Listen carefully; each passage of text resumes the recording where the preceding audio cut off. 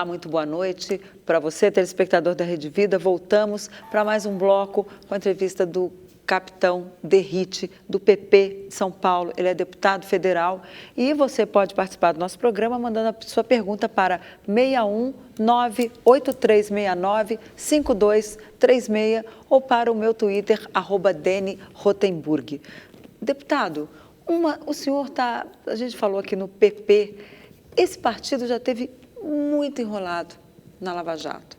Alguns de seus integrantes, inclusive o presidente Ciro Nogueira, responde aí ainda por alguns processos, ou melhor, alguns inquéritos envolvendo denúncias relacionando ele com a Lava Jato. Como é que é ser de um partido que já teve, inclusive, seu ex-presidente preso por causa da Lava Jato? Olha, Deise, eu tenho muita tranquilidade, porque o fato de eu pertencer e ter saído candidato pelo Progressistas, foi pela lealdade que eu tenho ao deputado estadual de São Paulo, Coronel Telhada, que foi meu comandante na rota. À época, quando eu recebi o convite para sair candidato a deputado federal, o Eduardo Bolsonaro me incentivou, recebi lá o presidente da República, então o deputado Jair Bolsonaro no quartel também. Eu fui conversar com aqueles que tinham mandato, Major Olímpio, Coronel Telhada, e quando fui falar com o Coronel Telhada, que foi meu comandante por quase 4 anos na rota, ele falou: Derrite, eu acho ótimo você sair candidato, acho muito importante a nossa participação na política, mas eu quero que você saia comigo. E eu não tinha como falar não para aquele que foi meu comandante. O senhor acha que vai ter uma renovação, então, no PP? O partido pode se renovar e acontecer, ou seja, pune-se aqueles que tiveram seus malfeitos e deixa a legenda da mesma forma em relação às empresas? Pune-se os controladores, mas deixa a empresa seguindo? Eu acredito que sim, eu falo por mim, né? Eu não tenho como responder as coisas que aconteceram no passado. Agora, o meu posicionamento dentro da Câmara ele é muito claro. Às vezes o partido orienta assim, eu voto não, porque eu voto de acordo com as minhas convicções. Agora, caso de abuso de autoridade, abuso de autoridade, o COAF na medida provisória 870, entre outras inúmeras votações. Agora, para o deputado ter essa autonomia dentro do plenário, ele não pode ter o famoso rabo preso. Não pode ter cargo no Estado, não pode ter um monte de coisa que, infelizmente, alguns têm. Alguns não, muitos têm. E eu não tenho. Aliás, eu não tenho, não quero. O único cargo que eu tenho é o meu de parlamentar federal que o povo me concedeu. E, para isso, mantenho a minha autonomia e voto de acordo com as minhas convicções.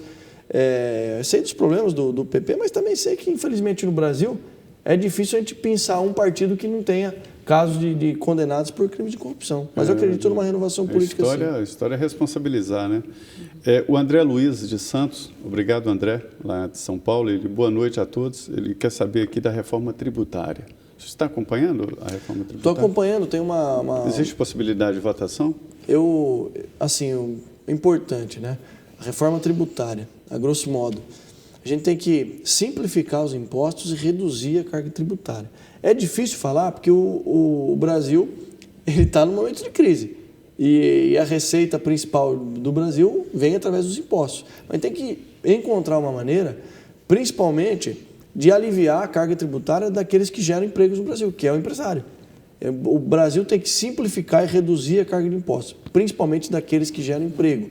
Agora, tem algumas propostas aí que estão sendo faladas. O governo ainda não apresentou uma, diz que o Ministério da Economia vai apresentar. Tem uma que está lá no Congresso da Câmara, que está sendo discutida, debatida.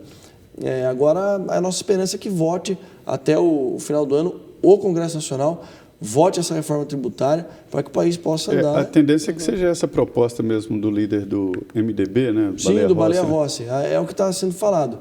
E conversei bastante com ele também. Já ocorreram algumas audiências públicas. A gente espera que isso tramite e seja aprovado essa reforma tão importante também. Porque não adianta nada aprovar a reforma da Previdência e não aprovar a tributária. Uma coisa anda junto com a outra. Agora, em relação ao orçamento, qual é a sua expectativa? Porque agora vem aí o primeiro orçamento do governo Jair Bolsonaro. Qual área que o senhor acha que o senhor vai apostar para que tenha mais recursos? É complicado falar sobre isso, né? É claro que eu vou acabar defendendo a minha área, que é da segurança pública. Infelizmente, no Brasil, as pessoas acabam olhando para a segurança pública como se fosse uma despesa, um prejuízo. Na verdade, não existe país evoluído no mundo, na área, principalmente na área de segurança pública, que não invista pesado. Mas a gente sabe que é o pilar, né? São os 3 ali, educação, saúde e segurança. São coisas que são inevitáveis. Agora, a segurança Eu entendo que educação é extremamente importante, saúde também. Como bombeiro, nos últimos 3 anos na polícia em São Paulo, eu tive a infelicidade de ver muita gente morrendo no corredor dos hospitais. O Hospital Mandaki em São Paulo é terrível. Os médicos fazem milagres, mas a saúde é um problema grave. Só que sem segurança, o aluno não consegue nem chegar na escola. Aliás, hoje em dia, nas salas de aula, o aluno bate em professor. Então, eu vejo que a segurança pública precisa passar... O senhor concluiu? Precisa passar, além de uma reformulação da maneira de se fazer segurança pública no país, com o ciclo completo de polícia, entre outras questões, a gente precisa investir na área da segurança pública. Investimento pesado. Pois é, era sobre isso que eu queria dizer. Esses termos assim, genéricos, saúde, educação, todos defendem, né? Mas a segurança pública, ela, no Brasil, ela não tem assim um projeto nacional de segurança pública. Cada estado desenvolve o seu. Chega ao ponto de um criminoso condenado em um estado, ele vai para outro estado e outro estado não tem noção, quer dizer, não há intercomunicação. Além disso, a segurança pública não é só a polícia, não é só prender. Se aconteceu o crime, é porque houve falha na segurança pública.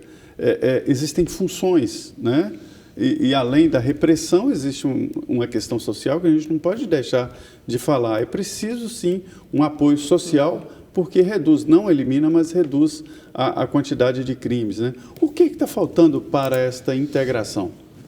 Zé, é o seguinte, a segurança pública, do meu ponto de vista, essa primeira questão que você disse, de num estado ele comete um crime, atravessa a fronteira do estado, interligação, não existe um banco de dados.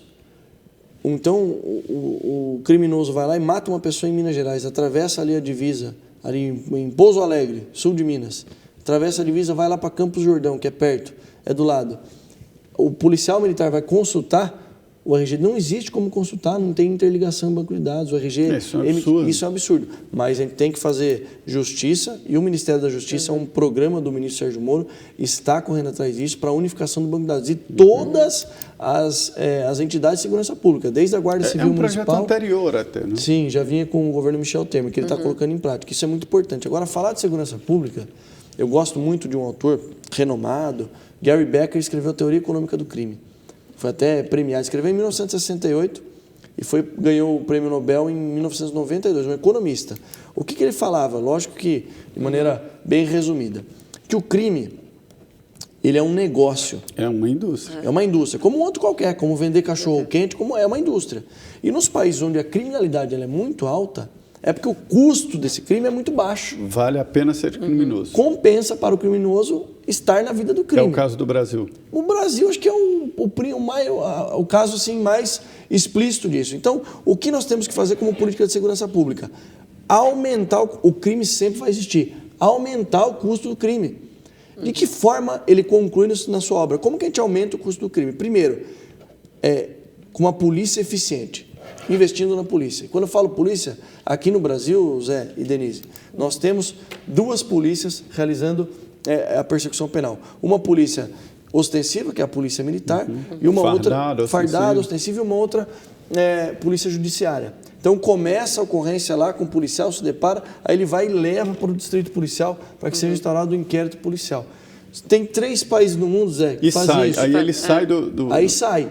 Ele leva, entrega para a delegacia e sai. E aí toca o inquérito, exatamente. E aí não quer mais saber, ele não tem mais relação com ele. Nem pode, Nem pode. Só tem 3 países que são assim, Brasil, Guiné-Bissau e Cabo Verde. Só como é que é nos outros países? Existe o ciclo completo de polícia. Então, essa polícia, aqui em Brasília, foi um excelente exemplo. O que é o ciclo completo? Aquela primeira polícia que se depara, primeiro que é unificado. Nos Estados Unidos, por exemplo, existem os policiais fardados que estão na rua. Os batalhões fardados, batalhão de trânsito, mas tudo polícia. E tem aqueles que ficam de terno, paisano, normalmente são os tenentes e capitães.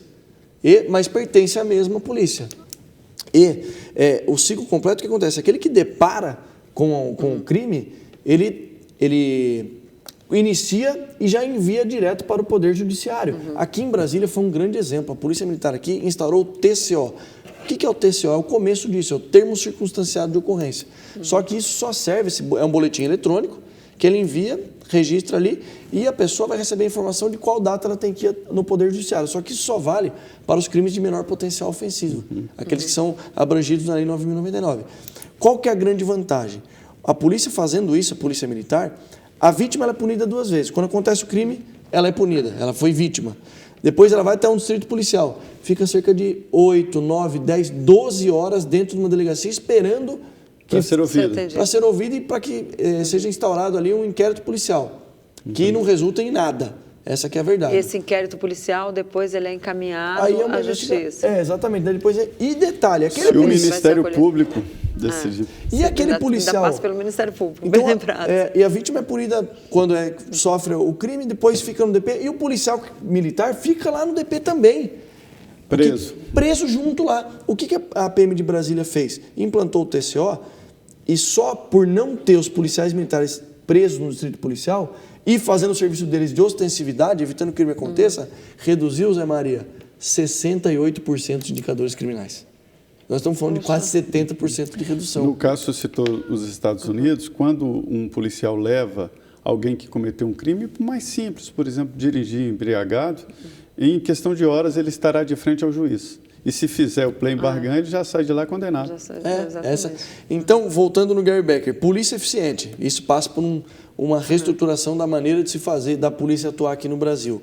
Depois, a neutralização da pessoa que comete o crime. O que é essa neutralização? Ela vai cumprir pena num estabelecimento prisional, ela fica inabilitada para a vida do crime. Aqui no Brasil é o contrário. Ele entra na prisão... Vira uma escola. Ele sai de lá melhor, entre aspas, né? Na verdade, pior. Sai mais especializado no crime.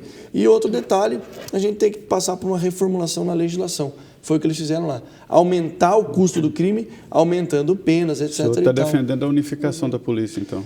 Olha, eu não sou tão favorável à unificação. Eu parto mais do ciclo completo. Por que o senhor não defende a unificação? Desde que ela permaneça militarizada, eu defendo. Porque a questão principal, o militarismo, ele faz com que as coisas funcionem. A hierarquia, a disciplina é fundamental para esse tipo de atividade que é muito difícil, Denise. Quando se fala em policiais, eu não falo que o policial arrisca a vida. O policial perde a vida no Brasil. Chegamos ao absurdo de alguns anos termos mais de um policial militar morto por dia, mais que um por dia, mais de 365 durante o ano. Então, a polícia militarizada é mais do que fundamental. E eu não sei qual é o caminho, a gente precisa discutir. Só que hoje em dia, no Congresso Nacional, não se fala sobre isso. Agora começamos com essa renovação política. Mas é que é uma tentativa no Congresso de aumentar penas, e eu fico com a impressão que isso não adianta. Primeiro, por exemplo, tem que acabar com essa história de progressão de penas. Quer dizer, precisa aumentar, mas se foi condenado a 8 anos, que fique os 8 anos. Zé, eu apresentei hoje, olha só, hoje um projeto de lei 4745, salvo engano é o nome. O criminoso hoje no Brasil, ele comete um crime, em regra geral, ele fica 1/6 da pena. Ele já pode progredir para o regime semiaberto. Eu estou colocando, no mínimo, 2/5 no crime que não seja hediondo. E se for crime hediondo, 3/5, no mínimo metade ou 3/5. Então, não é só aumento de pena. Aumento de pena é uma das etapas, legislativa no caso, mas tem que investir na polícia, uma polícia eficiente, inteligente, e a parte do sistema prisional inabilitar esse criminoso da vida, que o contato com o Brasil prende muito? Olha, eu acho que prende muito, prende bastante, mas é reflexo da quantidade excessiva de crimes que acontecem. Perfeito. Nós estamos aqui com o capitão Derrite, ele é do PP de São Paulo, um policial que agora entramos aqui exatamente nesse assunto sobre segurança pública, e foi um assunto que elegeu muito deputado por aqui. Nós vamos agora a um intervalo de 2 minutos e já estaremos de volta aqui no Frente a Frente.